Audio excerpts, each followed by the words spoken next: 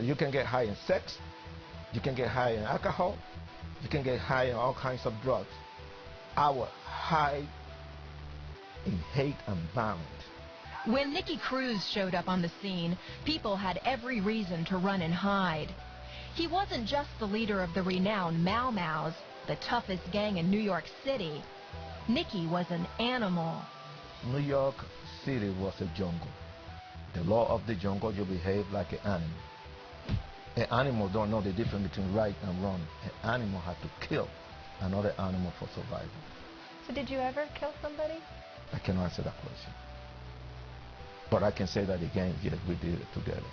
Pain and violence weren't anything new to Nicky. He grew up with it in Puerto Rico, where his parents brutally abused him. Nicky's father used to throw him in a room with pigeons. He put me there naked, and I used to scream, and the pigeon used to get scared, and they crashed me all over. And Nicky's mother? She hit me so much, and she knocked me out unconscious so many times over and over, that honestly to God, if I grab a knife and I put it, I didn't feel the pain anymore. It wasn't just because they were cruel. They were possessed. I know that I was planted into the wounds of a witch. Seances, satanic worship, animal sacrifices.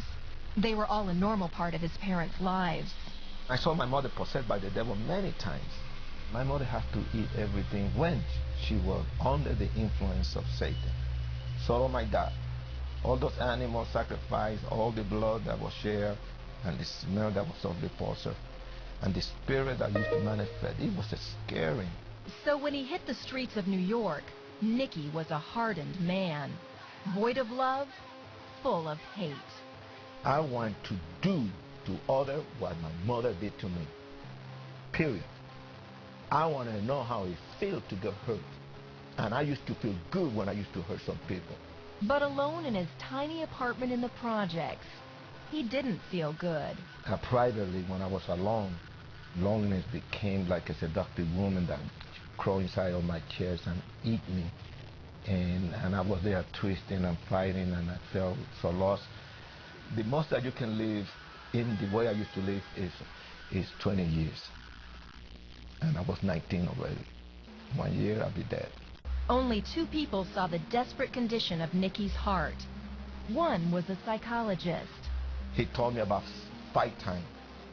There's a dark side in your life that nobody can penetrate. Nicky, you're walking straight to the electric chair in hell, and there's no hope. The other was a pastor named David Wilkerson. He risked his life to tell Nicky there was hope. I heard this voice, God have the power to change your life, and I start cursing loud. You come near me, I'll kill you. I spit at his face and I hit him. And I told him, I don't believe in what you're saying, and you get out of here. Nicky never expected what he heard Wilkerson say next. You could cut me up into 1,000 pieces and lay them in the street. And every piece will still love you. It did damage good in my brain. And in my heart, I began to question. And for 2 weeks, I could not sleep thinking about love. Nicky and his gang showed up at one of Wilkerson's rallies, and one by one, they gave their lives to Christ. It was the crucifixion, Jesus' death on the cross, that grabbed Nicky. I never heard it. And I fell for him. When he died on that cross, he was a man like you. You had the same fears and the same feelings that you have. A little boy began to think about where I was hurt. I was choked up with pain, and my eyes were fighting, and tears began to come down, and more tears, and I was fighting, and then I surrendered, and then I let Jesus hug me, and unless I let my head rest on his chest, I said, okay,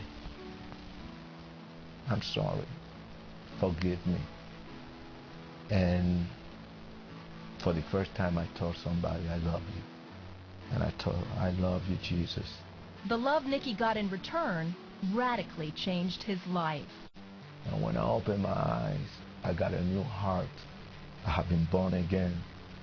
I'm a child of the Lord. Nicky left the gang scene. He enrolled in Bible college and met Gloria. The two married and moved back to New York City, where they ran Teen Challenge, a program to help troubled teens. Since then, Nicky has raised 4 girls and traveled all over the world as an evangelist and head of Nicky Cruz Ministries. I am the most happy human being, because I have reached thousands or perhaps millions of people that have come to Jesus through my message. But the greatest success of my life, it was when I brought my mother to Jesus, and my father and my brother. Nicky chose to forgive his parents, and he asked them to forgive him. Nicky writes about this in his latest book, Soul Obsession. When true forgiveness come in, and it come out from you soul, forgive me, that dark cloud will disappear, will be cracked down into pieces, and then you have access straight to the heart of Christ. Once an animal filled with hate, today he's a lover of souls. Now if you met Nicky Cruz on the streets, you probably wouldn't run from him. You'd run to him, and here's what he might say. I say to you that you can turn all of this deep pain and this hurt and this deep rejection and do what I did. Give it to Christ, and you're gonna be more happy with your life.